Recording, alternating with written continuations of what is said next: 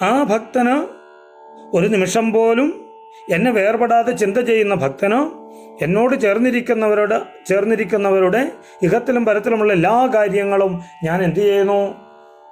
നേടിക്കൊടുക്കുന്നു എന്നാ പറയുക.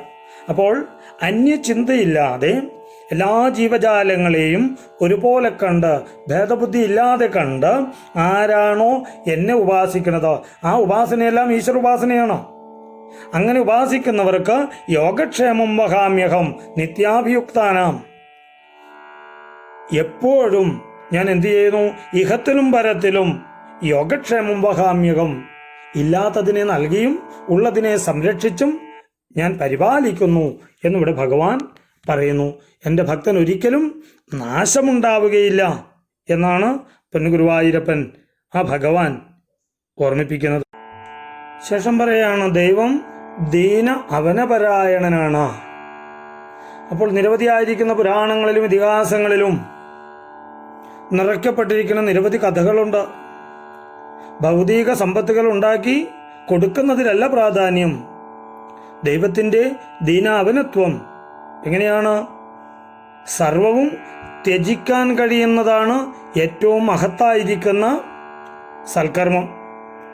അപ്പോൾ ഏതെങ്കിലും കൊടിയ ആപത്തുകളിൽ പോലും മനഃശാന്തിയും സുഖവും നൽകി അനുഗ്രഹിക്കുന്നതിലാണ് അദ്ദേഹത്തിൻ്റെ ദീനാവനത്വം. അതുകൊണ്ടാണല്ലോ ശ്രീനാരായണ ഗുരുദേവനെ പോലുള്ള ആ നിഷ്കിഞ്ചനന്മാർ സദാ ആനന്ദ സമുദ്രത്തിൽ മുഴുകി കഴിയണത്. എന്തുകൊണ്ടാ? എല്ലാം ത്യജിക്കാനുള്ള മനസ്സ്, എല്ലാം മറ്റുള്ളവർക്കായി നൽകാനുള്ള മനസ്സുള്ളത് കൊണ്ടാണ് ആനന്ദ അനുഭവമുണ്ടാകുന്നത്. അപ്പോൾ ദൈവത്തിൻ്റെ ദീന രക്ഷണത്തിൻ്റെ പ്രതീകങ്ങളായിട്ട് ഭാരതത്തിൽ നിരവധിയായിരിക്കുന്ന കഥകളുണ്ട്. പാണ്ഡവന്മാരുടെ കഥകൾ തന്നെ എടുക്കൂ. എല്ലാം നഷ്ടപ്പെട്ടപ്പോഴും അവരോട് എപ്പോഴും ചേർന്നിരിക്കുന്നത് ഈശ്വരൻ തന്നെയാണ്. ആ അമ്പാടിക്കണ്ണൻ്റെ സാന്നിധ്യമുള്ളത് കൊണ്ട് പാണ്ഡവന്മാർക്ക് ഒരു അപകടവും ഉണ്ടായില്ല, ഒരു കാലത്തും ഉണ്ടാകുന്നില്ല എന്നാ പറയുക. ആ കുരുക്ഷേത്ര യുദ്ധഭൂമിയിൽ പോലും വിജയമുണ്ടായത് എന്തുകൊണ്ടാണ്? ആ സ്വന്തം സൈന്യങ്ങളെപ്പോലും ഭഗവാൻ ദുര്യോധനന് നൽകി താൻ മാത്രമായിട്ട് പാണ്ഡവപക്ഷത്ത് നിന്നു. ഈശ്വരൻ ഏത് പക്ഷത്താണുള്ളത്? അവർക്കാണ് എപ്പോഴും വിജയമുണ്ടാവുന്നത്. ആരാണോ ഈശ്വരനെ ആശ്രയിക്കുന്നത് അവർക്കാണ് വിജയമുണ്ടാവുന്നത്. ആരാണോ ദീനരിൽ കൃപയുണ്ടാവുന്നത് അവരിലാണ് ഈശ്വരൻ പ്രസാദിക്കുന്നതാണ്. ആരാണോ ദാനം ചെയ്യാൻ കഴിയുന്നത് ആ ദാനം ചെയ്യാൻ കഴിയുന്നവരിൽ ഈശ്വര പ്രസാദം ഉണ്ടാകുന്നു. ആരാണോ ദുഃഖിതരെ സന്തോഷിപ്പിക്കുന്നത് അവരിൽ ഈശ്വരൻ്റെ പ്രീതി ഉണ്ടാകുന്നു. അപ്പോൾ ഈശ്വരനെ ആശ്രയിക്കുന്നത് ആരാണോ അത് ഏതുവിധമുള്ള കർമ്മങ്ങളിലൂടെയാവട്ടെ അവർക്കെപ്പോഴും വിജയമുണ്ടാകുന്നു. പിടിച്ചടക്കുന്നതിലല്ല, വിട്ടുകൊടുക്കുന്നവിടെയാണ് ഈശ്വരൻ്റെ ആ ദീനാവനത്വം. നമുക്കുള്ളത് മറ്റുള്ളവനായി വിഭജിച്ച് നൽകുമ്പോൾ ഈശ്വരൻ അവിടെ പ്രീതി ഉണ്ടാകുന്നു. ഇവിടെ പറയുകയാണ്, രാജകുലങ്ങളിലൊക്കെ ജനിച്ചു വളർന്നവർ പോലും കാലത്തിൻ്റെ പിടിയിൽപ്പെട്ട് ഞെരിഞ്ഞമർന്നു. അപ്പോൾ ദൈവത്തെ സമാശ്രയിക്കുന്നവർക്ക് രക്ഷ കിട്ടും എന്ന് നമുക്ക് കാണാൻ കഴിഞ്ഞു. ആക്ഷേപം ചെയ്യുമ്പോൾ, വസ്ത്രാപഹരണം ചെയ്ത് പാഞ്ചാലി മാതാവിനെ ആക്ഷേപിക്കുമ്പോൾ അവിടെ രണ്ട് കൈകളും തൻ്റെ മാറോട് ചേർത്ത് പിടിച്ചുകൊണ്ട് എൻ്റെ ഹൃദയവാസിയായിരിക്കുന്ന കൃഷ്ണ എന്നെ രക്ഷിക്കണേ എന്ന് പ്രാർത്ഥിക്കുന്ന ആ പാഞ്ചാലിയുടെ മുൻപിൽ ഭഗവാൻ വസ്ത്രസ്വരൂപത്തിൽ വന്നവതരിച്ചു. നമ്മൾ അന്നവസ്ത്രാദി മുട്ടാതെ എന്നുള്ള ആ ശ്ലോകത്തിലൂടെ കേട്ടു. വസ്ത്രവും ഭഗവാനാണ്. പട്ടുനൂൽപ്പുഴുവിൻ്റെ ശരീരത്തിൽ നിന്നും ഉണ്ടാകുന്നതായിരിക്കുന്ന നൂലുകൊണ്ട് ദിവ്യമായിരിക്കുന്ന വസ്ത്രങ്ങൾ രൂപീകരിക്കുന്നു. ആ വസ്ത്രവും ഈശ്വരനാണ്. ഭഗവാന്റെ വസ്ത്ര അവതാരം പാഞ്ചാലിക്ക് വേണ്ടി ഉണ്ടായി. അപ്പോൾ ആശ്രയിച്ചിരിക്കുന്ന ഭക്തന്റെ മുൻപിൽ എന്താണോ ദുശാസനൻ പിടിച്ചു വലിച്ചത് ആ സ്വരൂപമായിട്ട് അവതരിച്ചു. വസ്ത്രത്തിന് വേണ്ടിയാണെങ്കിൽ ദുശാസന നീ പിടിച്ചെടുത്തോളൂ, പാഞ്ചാലിയുടെ വസ്ത്രം എത്ര വേണമെങ്കിലും എടുത്തോളൂ. ഭഗവാൻ ധാരാളം വസ്ത്രം ആ ദുശാസനന്റെ കുടുംബക്കാർക്ക് നൽകി. വസ്ത്ര അവതാരം. ഭഗവാൻ ഇന്നത് എന്നൊന്നുമില്ല. ആരാണോ തന്നെ ആശ്രയിക്കുന്നത് ആ ആശ്രയിക്കുന്ന രൂപത്തിൽ ആശ്രയിക്കുന്ന ഭക്തന്റെ ആ ഭാവമനുസരിച്ചുകൊണ്ട് ഭഗവാൻ അവതരിക്കുന്നു. അപ്പോൾ ദീനന്മാരോട് എപ്പോഴും കരുണയുള്ളവനാണ് ഭഗവാൻ. അപ്പോൾ അതിനവിടെ പറയുന്നു, മരണം വാതിൽക്കൽ വന്ന് നിൽക്കുമ്പോൾ ധനമോ ബന്ധുക്കളോ സുഖഭോഗ സാമഗ്രികളോ ഒന്നും ഉപകരിച്ചു എന്ന് വരില്ല. അതുകൊണ്ട് ധനം, ബന്ധുക്കളും സുഖസാമഗ്രികളും ഒന്നും വേണ്ട എന്നും അല്ല ഇവിടെ പറയുന്നത്. അവയോടൊക്കെ ചേർന്ന് കഴിയുമ്പോഴും ഈശ്വരൻ മാത്രമാണ് അന്തിമ ആശ്രയം എന്നുറപ്പിച്ചുകൊണ്ട് ജീവിക്കണം. അത് നമുക്ക് ശ്രീമദ് ഭാഗവതത്തിലെ ഗജേന്ദ്രമോക്ഷം കഥാമൃതം പറഞ്ഞു തരുന്നുണ്ട്. നല്ലൊരു ജീവിത കഥ പറഞ്ഞു തരുന്ന ആ ദിവ്യമായിരിക്കുന്ന ഭാഗവത മഹാഗ്രന്ഥത്തിലെ ഗജേന്ദ്രമോക്ഷം. ഇഷ്ടബന്ധുക്കളും സുഹൃജനങ്ങളും ഭാര്യയും പുത്രന്മാരും എല്ലാം ഉപേക്ഷിച്ചു ഗജേന്ദ്രനെ. ഒടുവിൽ ആ കർമ്മമാകുന്ന ഗ്രാഹത്തിന്റെ പിടിയിൽ നിന്നും രക്ഷ കിട്ടാൻ എന്താണ് മാർഗം എന്ന് വിചാരിച്ചുകൊണ്ട് നാരായണ അഖില ഗുരു ഭഗവൻ നമസ്തേ ആ പൊന്നുഗുരുവായൂരപ്പനെ ശ്രീഹരിയെ ഉച്ചത്തിൽ വിളിച്ചപ്പോൾ വൈകുണ്ഠനാഥനായിരിക്കുന്ന ഭഗവാൻ ഗരുഡാരൂഢനായി ശ്രീഹരി എന്ന തിരുനാമധേയത്തോടുകൂടി അവതരിച്ച് ആ ഗജേന്ദ്രനെ ആ മുതലയുടെ പിടിയിൽ നിന്നും മോചനം നൽകി അനുഗ്രഹിക്കുന്ന ദീനബന്ധു, ദീന അവനത്വം. ഈശ്വരന് ആരാണോ ആശ്രയിക്കുന്നത് തന്നെ അവർക്ക് ആശ്രയം നൽകുന്ന ആ പരമ കരുണാവാരിധിയാണ്, ദീനബന്ധുവാണ്, ദീന അവനപരായണനാണ് ഈശ്വരൻ എന്നിവിടെ ശ്രീനാരായണ ഗുരുദേവൻ നമുക്ക് ഓർമ്മിപ്പിച്ചു തരുന്നു. ഇനി ബോധസ്വരൂപനായ ദൈവം ദയാസമുദ്രമാണ്, ദയയുടെ സമുദ്രമാണ് ഭഗവാൻ, ആ ഈശ്വരൻ എന്നിവിടെ പറയാം. അപ്പോൾ ഇവിടെ ഓർമ്മിപ്പിക്കുന്നത് എന്താണ്? അരൂപനായിരിക്കുന്ന ദൈവത്തിന് ആജ്ഞാശക്തിയും രക്ഷാശക്തിയും എങ്ങനെ നടപ്പാക്കാൻ കഴിയുമെന്ന് ആരെങ്കിലും ശങ്കിക്കുന്നുവെങ്കിൽ ബോധാനന്ദ സ്വരൂപനാണെന്ന് അവരെ ഒന്നുകൂടി ഓർമ്മിപ്പിക്കുകയാണ്.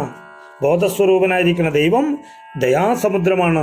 തൻ്റെ സ്വരൂപമായിരിക്കുന്ന ബോധവും ആനന്ദവും കൂടുതൽ കൂടുതൽ മറമാറ്റി തെളിയിച്ചു കൊടുക്കുന്നത് കൊണ്ട് ഏതൊരു ദീനന്റെയും ദുഃഖം അകന്നു കിട്ടുന്നു ഈശ്വരനെ ആരാധിക്കുമ്പോൾ. അതുപോലെ നമ്മളുടെ ഉള്ളിലെ ജ്ഞാനത്തിൻ്റെ ആ ഉപദേശകനാണ് സാക്ഷാൽ ഈശ്വരൻ. ഇന്ന വിധത്തിൽ ഈ കർമ്മം ചെയ്യണം എന്ന് നമുക്ക് ഉപദേശം നൽകുന്ന ഗുരു ആ അഖില ഗുരുവായിരിക്കുന്നു ഭഗവൻ, ഉപദേശഭാവത്തിനുള്ളിലിരിക്കുക. അപ്പോൾ അതുപോലെ ബോധമാണ് എല്ലാ പ്രപഞ്ച ഘടകങ്ങളുടെയും പ്രവർത്തനങ്ങളെ നിയന്ത്രിക്കുന്നത്. അതുകൊണ്ട് തന്നെ ബോധസ്വരൂപനായിരിക്കുന്ന ഈശ്വരനോ ആജ്ഞാശക്തിക്കും കുറവില്ല. ഒരു ഉപദേശരൂപേണ നമ്മുടെ ഉള്ളിലിരിക്കുന്നു. എന്നിട്ട് ജ്ഞാനം കൊണ്ട് പറയുകയാണ്, ഈ ജ്ഞാനം കൊണ്ട് ഈ രൂപത്തിൽ പ്രവർത്തിക്കൂ എന്ന് ബോധസ്വരൂപനായിരിക്കുന്ന ഈശ്വരൻ ആജ്ഞാപൂർവം നമ്മളോട് പറയാം. അപ്പോൾ ശക്തികളൊക്കെ ബോധവസ്തുവിനുള്ളതാണെന്നും ജഡ ഉപകരണങ്ങളെ സങ്കല്പമാത്രയിൽ തന്നെ നിർമ്മിക്കുവാനും അതിനെ അഴിക്കുവാനും ദൈവത്തിനൊരു പ്രയാസവുമില്ല.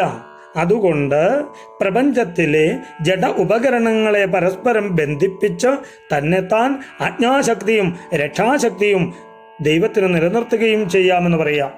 നമ്മൾ ലളിതാ സഹസ്രനാമത്തിൽ കേട്ടിട്ടുണ്ട്, ഇച്ഛാശക്തി, ജ്ഞാനശക്തി, ക്രിയാശക്തി. അപ്പോൾ ഒരു കർമ്മം അനുഷ്ഠിക്കാൻ വേണ്ടതായിട്ടുള്ള ഇച്ഛ, ആഗ്രഹം എവിടെ നിന്നാണ് ഉണ്ടാവുക? ഒരു മനുഷ്യന് അവൻ്റെ ഉള്ളിലെ ബോധമാണ് അതിന് പ്രേരണയാകുന്നത്, ഇച്ഛ. പിന്നെന്താ വേണ്ടത്? ഏതൊരു കർമ്മം അനുഷ്ഠിക്കുന്നതിനും വേണ്ടതായിട്ടുള്ള ആഗ്രഹം ആദ്യം ജനിപ്പിച്ചു. ആഗ്രഹം ജനിച്ചാൽ മാത്രം ഒരു കർമ്മത്തിൻ്റെ പൂർത്തീകരണം ഉണ്ടാകുമോ? ഇല്ല എന്ന് വീണ്ടും പറയുന്നു. അതിനെന്താ വേണ്ടത്? ജ്ഞാനമുണ്ടാവണം.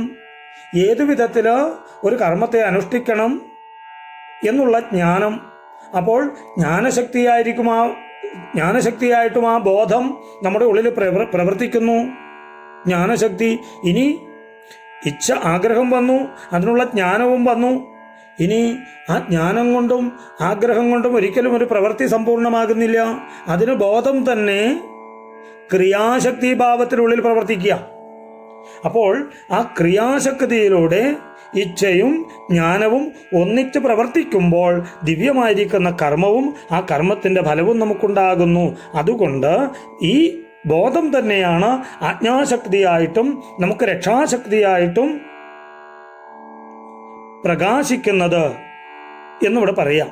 അപ്പോൾ ജീവജാലങ്ങൾ പരസ്പരം നടത്തുന്ന ശിക്ഷകളും രക്ഷകളും ദൈവം തൻ്റെ ഉപകരണങ്ങളെ കൊണ്ട് നടത്തിക്കുന്നു എന്ന് സത്യദർശികൾക്ക് അല്ലെങ്കിൽ ജ്ഞാനികൾക്ക് നന്നായി ബോധ്യപ്പെട്ടിട്ടുണ്ട്. ഒരു കർമ്മം അനുഷ്ഠിച്ചാൽ അതിൻ്റെ ഗുണവും ദോഷവും നാം തന്നെ സ്വീകരിക്കുന്നുണ്ട് എങ്കിൽ, കുറ്റവും അതിനുള്ള ശിക്ഷയും നമ്മൾ തന്നെ സ്വീകരിക്കുന്നുണ്ട് എങ്കിൽ, അതിൻ്റെ ഫലവും നമ്മൾ തന്നെ സ്വീകരിക്കുന്നുണ്ട് എങ്കിൽ,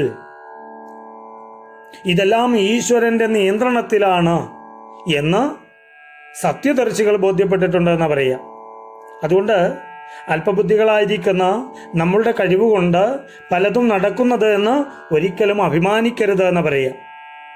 എല്ലാം ഈശ്വരന്റെ നിയന്ത്രണത്തിലാണ് എന്നുള്ള സത്യം കണ്ട് അവർ ആവർത്തിച്ച് തന്നെ പറയുന്നു. തന്നെ അഭയം പ്രാപിക്കുന്നവരെ തക്ക സമയത്ത് രക്ഷിക്കുവാൻ ദൈവത്തിന് ഈ ലോകത്തിലുള്ള ഏതു ഉപകരണത്തെയും നിയോഗിക്കാവുന്നതാണെന്ന് പറയും. അതിനൊരു ചെറിയ കഥ പറയാറുണ്ട്. ഒരിടത്തൊരു രാജാവ്, അദ്ദേഹത്തിന് വലിയൊരു ബലവാനായിരിക്കുന്ന ശത്രു ഉണ്ടായിരുന്നു. ഒരിക്കൽ ആ ശത്രു ഈ രാജ്യത്തെ വന്ന് ആക്രമിച്ചു, സൈന്യസമേതം വന്ന്. രാജാവ് ആ ശത്രു രാജാവിനോട് യുദ്ധത്തിൽ പൊരുതി നിന്നുവെങ്കിലും ആ സൈന്യങ്ങളെല്ലാം നശിച്ചു. രാജാവ് ഒരു കുതിരയുടെ പുറത്തു കയറി രാജകൊട്ടാരത്തിന് പുറത്തുകൂടെ രക്ഷപ്പെട്ടു. ഓടിപ്പോകുന്ന വഴിയിൽ ശത്രു രാജാവ് എന്ത് ചെയ്തു? ഇദ്ദേഹത്തെ ആക്രമിക്കാനായിട്ട് എത്തിച്ചേർന്നപ്പോൾ പുറകെ കുതിരപ്പുറത്ത് തന്നെ നേരിടാനായിട്ട് വരുന്നിരിക്കുന്ന ശത്രു രാജാവിനെ കണ്ട് ഈ രാജാവ് വളരെ വേഗത്തിൽ കുതിരയെ ഓടിച്ചു. പോകുന്ന വഴിയിൽ ഒരു വലിയ ഗുഹ കണ്ടു. ആ ഗുഹയിലേക്ക് കയറി ഈ രാജാവ് രക്ഷപ്പെട്ടു. അപ്പോഴാണ് ശത്രു രാജാവ് പുറകെ വരുന്നത്. വന്നു നോക്കിയപ്പോഴോ ആ ഗുഹയുടെ കവാടത്തിൽ എത്തിക്കഴിഞ്ഞപ്പോൾ കുതിരയെയും കാണാനില്ല, ഈ രാജാവിനെയും കാണാനില്ല. ശത്രു രാജാവ് വിചാരിച്ചു ഈ രാജാവും കുതിരയും എവിടേക്ക് മറഞ്ഞു, ഒന്നും അറിയാൻ കഴിഞ്ഞില്ല. അവിടെ ഒരു ഗുഹ മാത്രമേ കാണാനുള്ളൂ, മുൻപോട്ട് വഴിയുമുണ്ട്. അപ്പോഴാണ് ഗുഹാ കവാടത്തിൽ ഈ ശത്രു രാജാവ് വന്ന് നോക്കുന്നത്. തൻ്റെ ശത്രുവായിരിക്കുന്ന ആ രാജാവ് ഇതിനുള്ളിൽ കടന്നിട്ടുണ്ടോ എന്ന് നോക്കുമ്പോൾ ആ ഗുഹയുടെ കവാടത്തിൽ വലിയൊരു ചിലന്തി വല കെട്ടി അതിന് തീറ്റ അന്വേഷിച്ച് നിൽക്കുക. ഇത്തിരി വലിപ്പമുള്ള ചിലന്തി. ആ ഗുഹാ കവാടം മുഴുവനും ചിലന്തി വലയാണ്. എങ്ങനെ സംഭവിച്ചു? ഈ രാജാവും കുതിരയും എന്ത് ചെയ്തു? ഈ ചിലന്തി വല കണ്ടപ്പോൾ ആ ചിലന്തി വലയെ പൊട്ടിക്കാതെ അതിനുള്ളിലൂടെ സാവധാനം കടന്നു ഗുഹയ്ക്കുള്ളിലേക്ക് പ്രവേശിച്ചു. ശത്രു രാജാവ് വന്ന് നോക്കിയപ്പോഴോ ഇതിനുള്ളിൽ ആരും പ്രവേശിച്ചിട്ടുണ്ടാവില്ല. ഉണ്ടായിരുന്നുവെങ്കിൽ ഈ ചിലന്തി വല ഇവിടെ കാണില്ലായിരുന്നു എന്ന വിചാരത്തിൽ എന്ത് ചെയ്തു? ആ ഗുഹാ കവാടത്തിൽ നിന്നും അദ്ദേഹം തിരികെ പോയി. അപ്പോൾ ശത്രു രാജാവ് തിരികെ പോയി. കുറേ അധികം നേരം കഴിഞ്ഞു. യാതൊരുവിധ ശബ്ദങ്ങളും കേൾക്കാതെ വന്നപ്പോൾ ഈ രാജാവ് എന്ത് ചെയ്തു? പുറത്തേക്ക് കടന്നു. എങ്ങനെയാണ് താൻ രക്ഷപ്പെട്ടത് എന്ന് പോലും ആ രാജാവിന് മനസ്സിലായില്ല. അവിടെ ഈശ്വര കാരുണ്യമുണ്ടെങ്കിൽ ചിലന്തി വലയും മതിലാകും. ഈശ്വര കാരുണ്യമില്ലെങ്കിൽ മതിലും ചിലന്തി വലയാകും. മനസ്സിലാവുമായിരിക്കും അങ്ങനെ പറയുമ്പോൾ. അതായത് ഈശ്വരന്റെ അനുഗ്രഹമുണ്ട് എങ്കിൽ ഇതാ ആ ചിലന്തി വല പോലും ആ രാജാവിനെ വധിക്കാൻ വന്ന ശത്രു രാജാവിന് ഒരു മതിലായിട്ട് തടസ്സമായിട്ട് അവിടെ നിന്നു. ഒരിക്കലും ഇതിനുള്ളിൽ വളരെ കാലങ്ങളായിട്ട് ആരും പ്രവേശിച്ചിട്ടില്ല എന്ന് മനസ്സിലാക്കിയ ആ ശത്രു രാജാവ് തിരികെ പോകുന്നു. ഇനി ഈശ്വരന്റെ കാരുണ്യമുള്ളത് കൊണ്ട് ആ രാജാവ് രക്ഷപ്പെട്ടു ശത്രു രാജാവിൽ നിന്നും. എന്നാൽ ഈശ്വരന്റെ കാരുണ്യം ഇല്ലെങ്കിലോ എത്ര വലിയ മതിൽ കെട്ടിയാലും അതൊക്കെ ചിലന്തി വലയ്ക്ക് തുല്യമായി നിഷ്പ്രയാസമായി അതിനെയൊക്കെ പൊടിച്ചു കളഞ്ഞുകൊണ്ട് ആ രാജാവിനെ വേണമെങ്കിൽ വധിക്കാനും സാധിക്കും. ഈ രാജാവിന് ഈശ്വര അനുഗ്രഹം ഉള്ളതുകൊണ്ട് ആ ശത്രു രാജാവിൽ നിന്നും രക്ഷപ്പെടാൻ സാധിച്ചു. എന്നതുപോലെ സർവദാ പാണിപാദം തൽ സർവതോഷിശിരോമുഖം സർവദാ ശ്രുതിമല്ലോകെ സർവാവൃത്യ തിഷ്ഠതി. അപ്പോൾ ദൈവത്തിന് എല്ലായിടത്തും കൈയും കാലുമുണ്ട്. എവിടെയാണ് ഈശ്വരന് പ്രവർത്തിക്കാൻ കഴിയാത്തത്? എല്ലായിടത്തും കണ്ണും തലയും മുഖവുമുണ്ട്, എല്ലായിടത്തും കാതുമുണ്ട്. എന്തിന് ദൈവം ലോകത്തിൻ്റെ അകവും പുറവും നിറഞ്ഞു രക്ഷിച്ചു പോരുന്നു? ഒരു മനുഷ്യന്റെ ഉള്ളിൽ മാത്രമല്ല, ഈ സർവപ്രപഞ്ചത്തിൻ്റെയും ഉള്ളിലും പുറത്തും നിന്നുകൊണ്ട് നിരവധി കൈകളോടും നിരവധി കാലുകളോടും നിരവധി കണ്ണുകളോടും നിരവധി തലയോടും നിരവധി മുഖത്തോടും കൂടി നിരവധി കാതുകളോടും കൂടി ഈ ലോകത്തെ നിറഞ്ഞ് രക്ഷിച്ചു പോരുന്നു. ആ ബോധസ്വരൂപമായിരിക്കുന്ന വസ്തുവിന് മാത്രമേ ഈ ലോകത്തിൻ്റെ രക്ഷാശക്തി ഉളവാക്കി പ്രവർത്തിപ്പിക്കാൻ സാധിക്കൂ എന്ന് വെളിപ്പെടുത്തുവാൻ ശ്രീനാരായണ ഗുരുദേവൻ ചിദാനന്ദ എന്ന സംബോധന കൊണ്ടും ഈ ശ്ലോകത്തിൽ ബോധിപ്പിച്ചു തരുന്നു. സർവത്ര ഗോവിന്ദനാമ സങ്കീർത്തനം. ഗോവിന്ദ ഗോവിന്ദ.